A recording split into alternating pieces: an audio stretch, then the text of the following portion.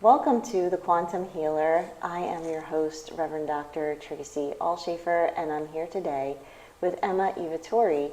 And she's a representative of Heartfulness, which is, oh gosh, how do you summarize Heartfulness? I would just say basically it's a way of life, but it's a way of life that has the foundation on a meditative practice, and that meditative practice kind of informs the journey that we have.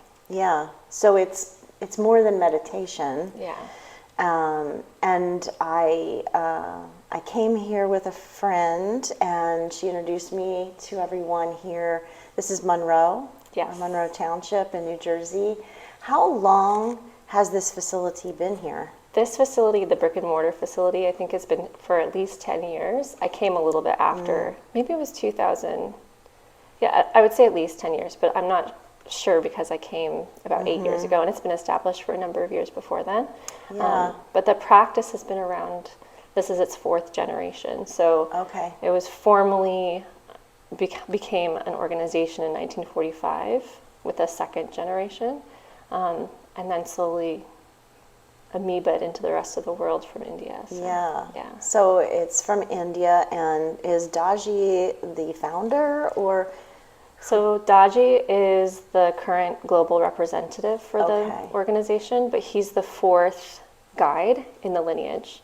So Gotcha. he started 2 guides ago, and then his predecessor started the practice. So then the second generation formalized it as an organization, Okay. and then his predecessor kind of made it more popular throughout the West. So who is the actual founder then of Heartfulness? So there's 4 guides so far. So the first one was, we call him Lalaji. His real name was Sri Ramchandra, and he started this practice up in North India, in Fatehgarh in Uttar Pradesh. And so Is that close to the Himalayas? It's closer, yeah, Okay. but not quite there. And he discovered this transmission that's unique to the practice, or I would say rediscovered it, because it was a practice that was lost many millennia ago. And he not only rediscovered it, but he learned how to pass it on. So the previous person, if you're familiar with Lord Rama, so 72 generations before Lord Rama's father, there was one sage who knew how to use pranahuti, or this transmission, but it died with him.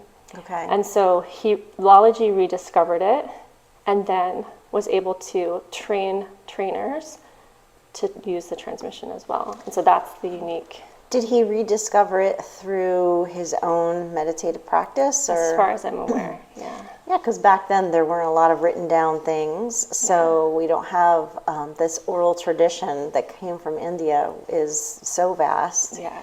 And we really don't know all of the lost things that are still undiscovered or Yeah. are rediscovered.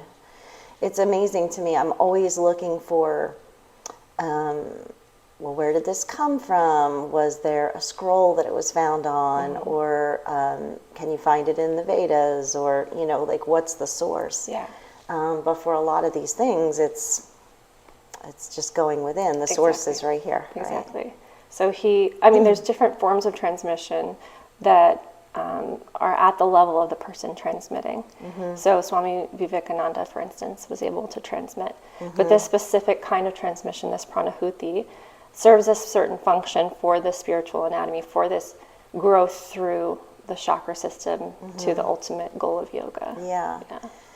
So the chakra system is something that has been studied to an extent, but westernized to be a little, I think, compact in like a 7 chakra model. That's what most people are aware of.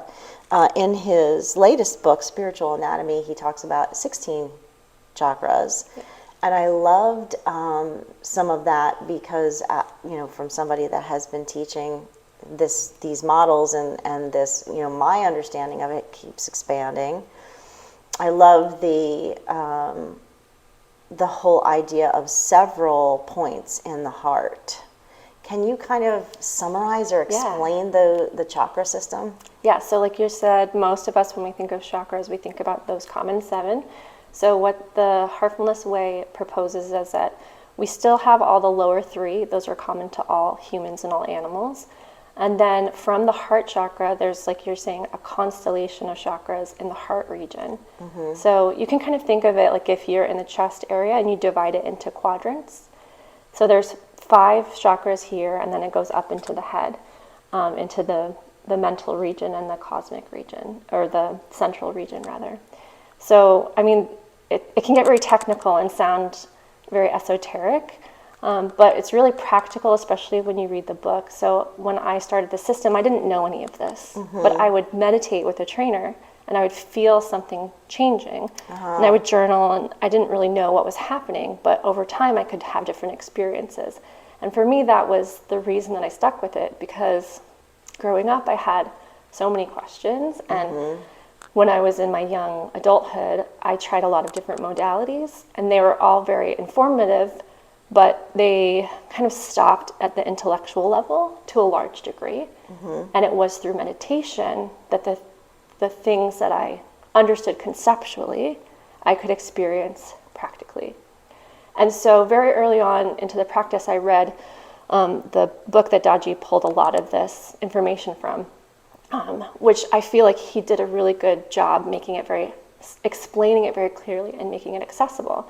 So I had all this information about these chakra systems, and I was like, that's cool, but I knew I have no idea what this means, but I'll just put it away for later.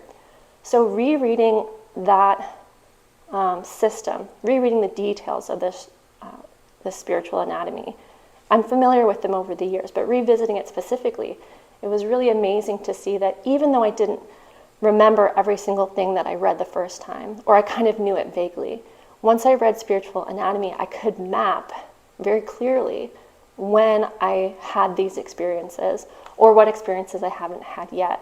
So it's, at the beginning of your practice, good just to know for reference where you're headed. But if you've never been to a country, you don't know what it's like until you get there. True. And when you get there, you're like, oh yeah, this is what it is. And it comes alive. So the same way with this book is, it's so practical because I could literally write what year these experiences happened after so many years of practice. Yeah. Oh yeah, I remember when that happened. Oh yeah, I remember when that happened. Yeah. So it's theoretical in terms of the philosophy of it, but it's so practical in terms of the experience of it. And that's what's kind of almost magical about it. I really enjoyed the book. He talks about the concept of yatra, which is sacred journey to the center within, or a goal, if you want to think of it that way, to achieve happiness that's no longer conditional. And he talks about these conditions, or emotional conditions called samskaras, which are really blocks. And anybody who's studied anything about yoga kind of have heard about these things before. But for people who don't understand, I figured let's kind of talk about what are these samskaras, what are these blocks that are really keeping us from finding this sense of inner peace. Yeah.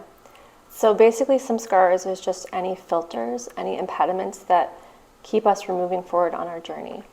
And they're basically just habit patterns that we have. So we have the seed of them in us when we're born, and then slowly they emerge in our character tendencies and our reactiveness, in our blind spots. So they give an example of in the book of a candle with all these filters in front of it.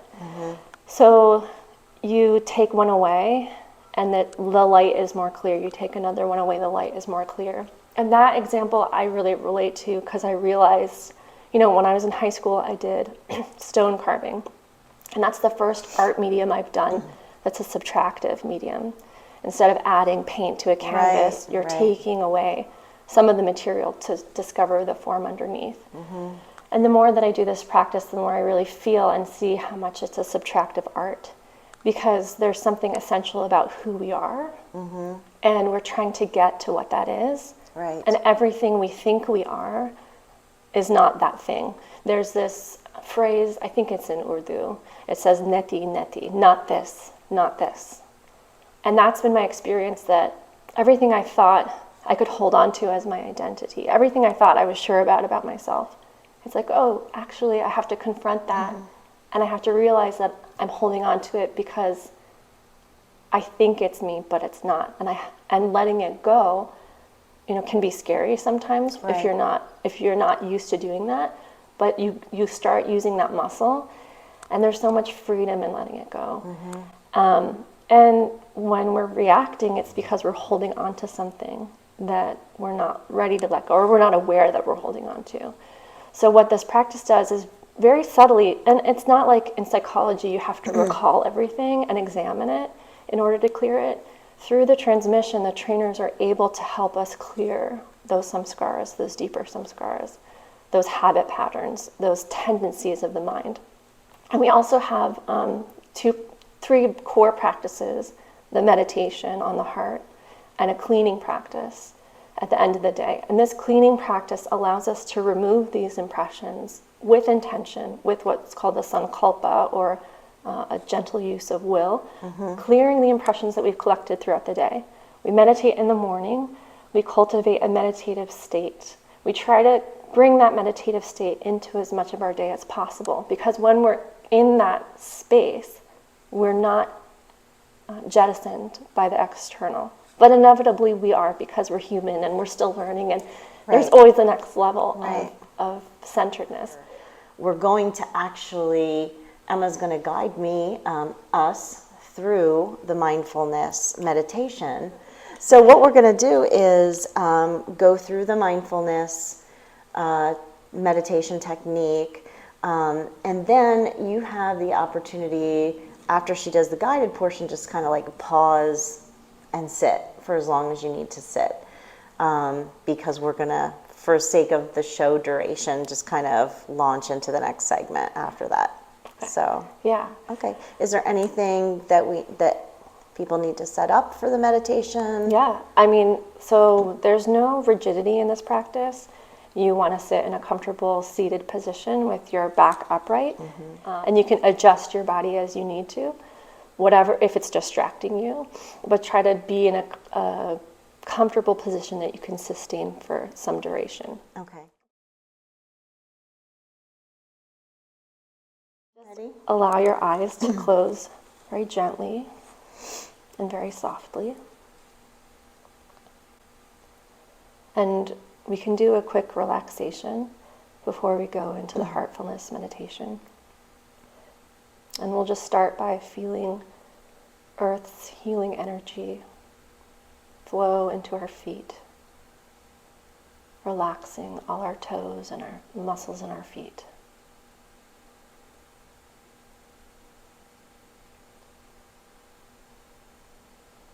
And we'll feel that healing energy flow into your lower legs, relaxing the calf muscles.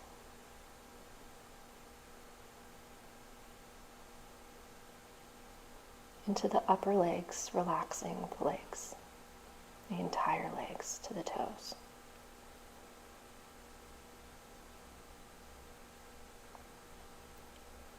Relax your hips. Soften the stomach muscles.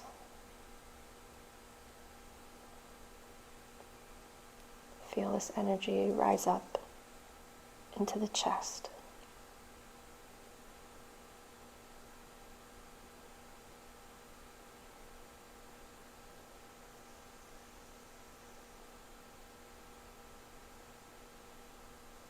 Relax your lower back, releasing any tension you might be holding there.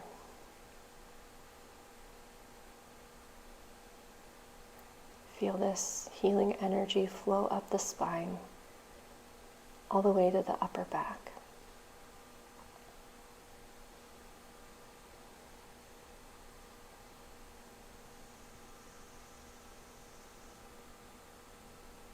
Relax the shoulders,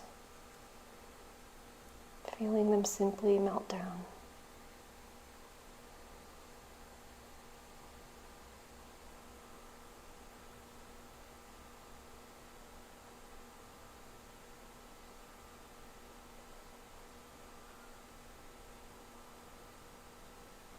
Feel this healing energy flow down your upper arms, relaxing the biceps,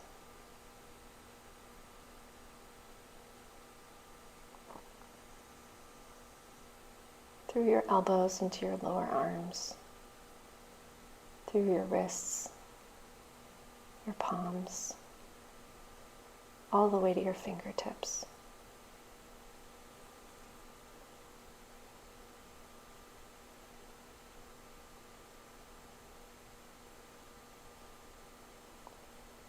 Gently move your attention to your neck, relaxing the neck muscles.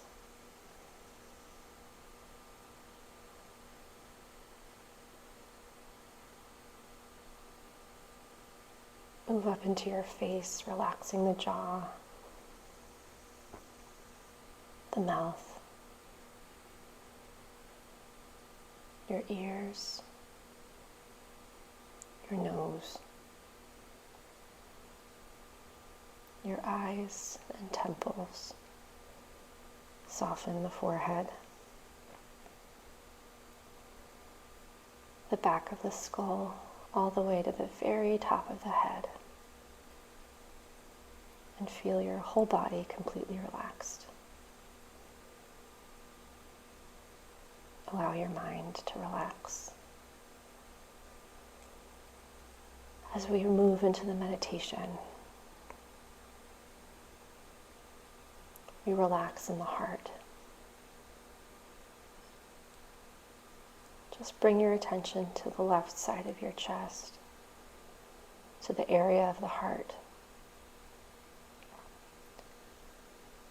We're moving from thinking mind to the feeling heart, allowing our attention to rest on this heart center.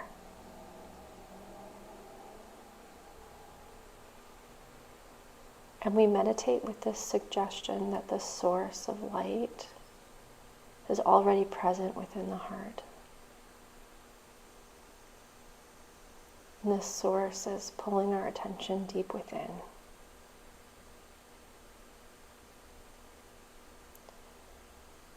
And when we start, sometimes we notice our attention being pulled to our thoughts or other kinds of practices we may have done. So we just want to gently remind ourselves that we're meditating the heartfulness way. We're meditating on the heart. And just gently bring your attention to rest back in the heart. And I'll let you know when it's time to come out. Please start meditation.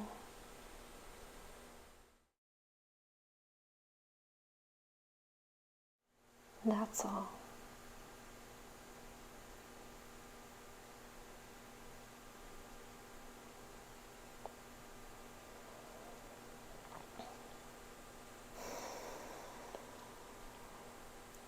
So at this point, we just recommend you take a minute to keep your eyes closed. Notice whatever transpired during meditation. Notice how you feel now that it's complete. Any subtle difference. And whatever you're feeling, allow that feeling to gently expand into the space.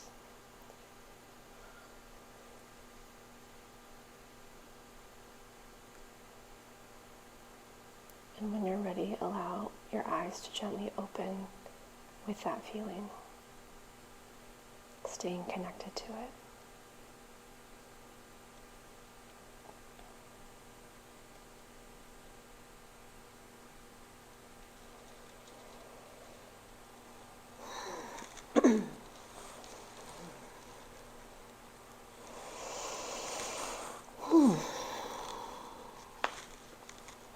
Thank you, Emma. Yeah. This time I really felt, I want to clarify, because in my language, when you say heart center, I'm thinking here in that, fourth chakra in the 7 model thing in the center of the chest. But you're directing over to the left side where the physical heart is. I found that challenging to stay there because I wanted to come back into the middle. Is that common? Yeah, I think that's natural. People, when they start, aren't sure exactly where do I focus, what am I doing, how do I orient to that. And the example that I give very frequently is, whatever's going on in our experience or whatever we're trying to do, if we're not sure. It's like when we're driving home at the end of the day. It's a long day, but you're very familiar with the route home. So you're thinking about what happened at work or wherever you're coming from, what you have to cook for dinner. But you're driving, you're not really paying attention to the road. You're in your mind about whatever's going on. But your body gets you home. Your subconscious mind gets you home in one piece. So if on the mundane level, the conscious mind can be attending to something, where am I putting my attention, what's wrong with the camera, or whatever, the subconscious mind is also doing something. So the work is happening where the work needs to happen inside of our system. Mm-hmm. And what the practice is over time allowing the conscious mind to attend to that. Mm-hmm. So there's no wrong way to do it, but there is an orientation that we want to cultivate.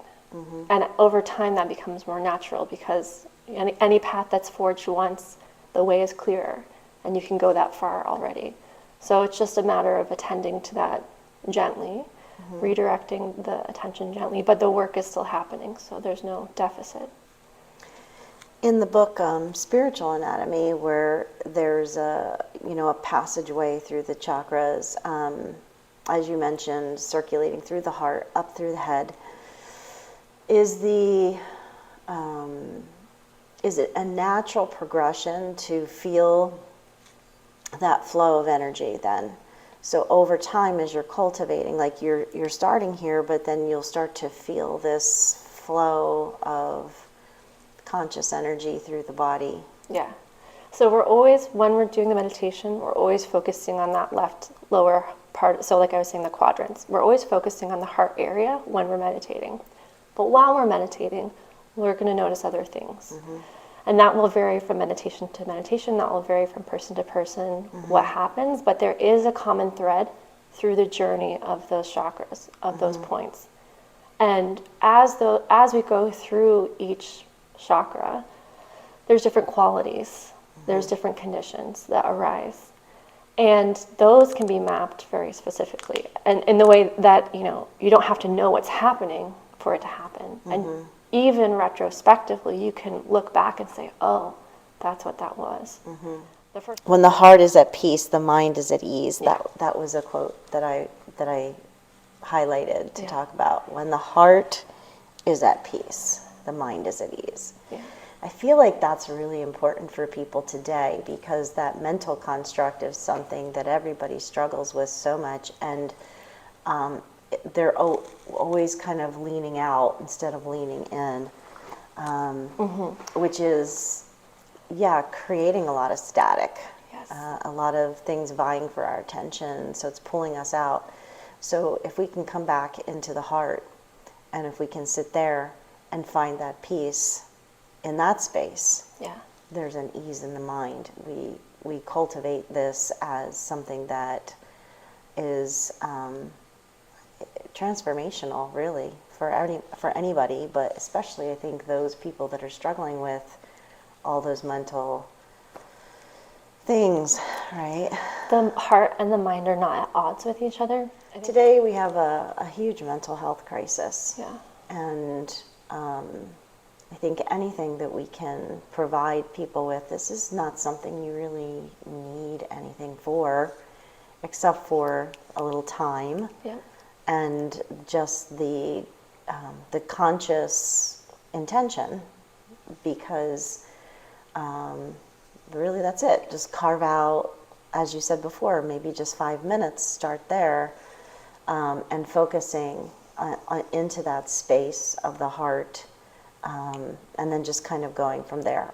We can really affect quite a bit of positive change in our mind through these simple practices. So and it's free of cost. When I started in my 20s, there were so many modalities, but this one not only was effective, but it was accessible because I just came over to a trainer and he sat with me, and That's a good That was that. point. So if you are in the New Jersey area, this is all donated time here. There's no cost to come and learn this methodology. You can, I think you have open classes or Yeah. open sessions as well as private, right? Yeah, so there's 4 group meditations that happen here at the center every week. And then there's one-on-one sessions or small group sessions with the trainers that happen most days of the week, mostly in the evenings and then on the weekends. And then like what you meditated with a trainer more close to you locally. So in the New Jersey area, this is the one brick and mortar that we have, but across the country there's trainers in most major cities. Yeah, so we'll be putting the website, but do you want to give the website? Yeah, it's just heartfulness.org. Is there a final component? There's meditation, there's cleaning, is there prayer? Is Yeah. that the final? So when we go to sleep, we just want to review our day, kind of take stock of our actions and what we could do better. Because when we go to sleep, our mind is going to maybe check in, and sometimes it's hard to be restful when we have something unresolved that we need to be aware of. And then we do kind of a tuning in. So just like when we meditate in the morning, right before we sleep, we want to use the passive sleep hours productively. So if we connect back into the heart and we connect back into that center just for 5 minutes or so, maybe 10 minutes right before we sleep, then it's almost like putting your clothes out before you go to bed. Or if you're, an Indian breakfast, we'll soak some grains or some soak something before we cook the breakfast the next day. So it's just preparing the system so that when you're sleeping, you're going into that subconscious space, into those deeper spaces. Then when you wake up in the morning, you're ready to meditate. So it's these 3 pillars of the day. Morning meditation sets the tone for the day. You try to retain that as much as possible or tune back into it when you need to reconnect. The cleaning resets by clearing all the things that did interrupt that. And then the nighttime prayer, full connection, just plants the seed for the morning meditation, and then it goes again. So it's a beautiful practice, and it's available, very available. This is the book that just came out, Spiritual Anatomy. Yeah. I think if anybody is, still interested in learning more about energy, or if you've studied the chakra system and you want to know this different take on it, this is a really great book. It's very simple but very deep, has a lot of really good nuggets. But I see he has there's a lot of books, so there's a lot of different ways that you can plug in to heartfulness. So. Yeah. Thank you, Emma, for taking your time out of your day Likewise. to do this for the show, and I'm feeling really good. I'm ready for the rest of my day. It's really nice connecting with you, and thank you for taking the time, and for you all for tuning in. Thank you.